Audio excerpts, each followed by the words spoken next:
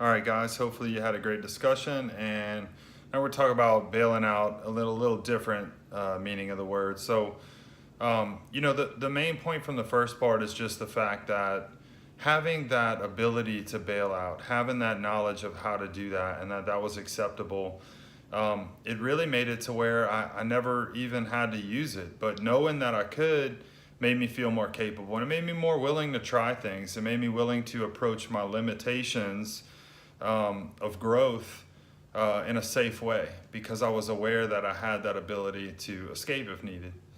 And the same thing happens in a lot of these movements in CrossFit. So a lot of people see us throwing barbells around or lifting heavy things and kind of freak out and think that they would never be able to do that. And one of the first things that I do, I've watched a lot of athletes, I've coached a lot of athletes through maxing out and various lifts and things like that. And one of the things I like to do when I'm coaching athletes, especially new ones, is whatever movement we're doing, if we're doing overhead stuff or if we're doing front squats or back squats, I really like to take some time and have them practice bailing out of there. So say the back squat, for instance, I'll have them put the bar on their back, go into a deep squat, pretend they got stuck, throw their chest up, bring their hips forward, and get out from under the bar. Just let the bar bounce behind you. It feels kind of scary at first, especially if you've never done it. But if you do it a few times, you realize it's really not that bad.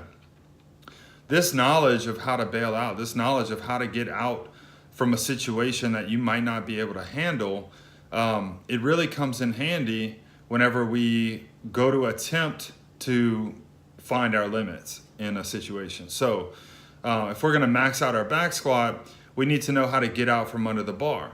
What that does psychologically is it makes me okay with trying something that I might not try before. I might stop a little sooner. I might not go all the way to my limit. I might not push the envelope if I am unsure if I'm going to be able to get up.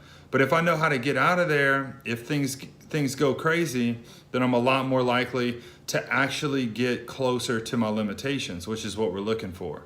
So just a neat little parallel there.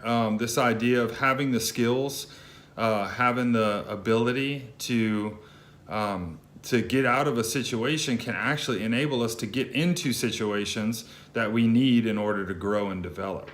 So for the workout, you guys are starting with a max back squat, and then there's a quick little wall ball burpee workout just to burn it out at the end. But I'd like for you guys to take a second and learn how to bail out of the squat. And then I'd like you to work up to your max.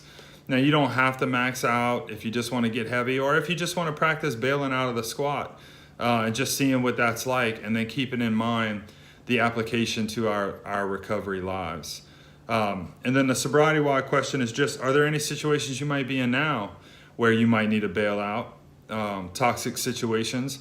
Or, on the flip side, are there any situations that you really like to bail out from, just like getting under that heavy squat, but you really should just push through? It's hard to tell sometimes, and that's why we need each other and we lean on each other in this thing. So you guys have a great workout. Thanks for being a part of this, and we'll see you next time.